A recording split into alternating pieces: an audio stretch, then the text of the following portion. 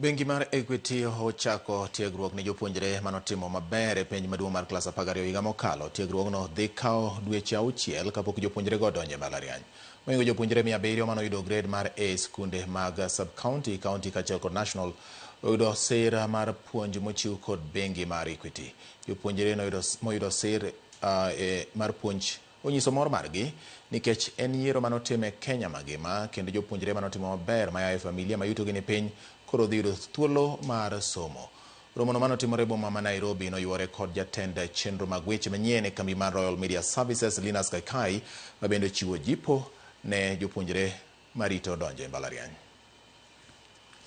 This is the time.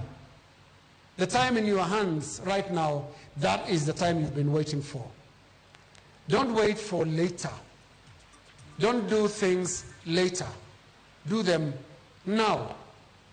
The Bible itself speaks of the strength of the youth. The pride of older people or old men is the color of their hair, the gray in their hair.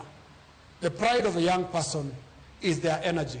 You can only do this by observing personal integrity and also observing professional integrity and making sure that your structural integrity in totality is also sound.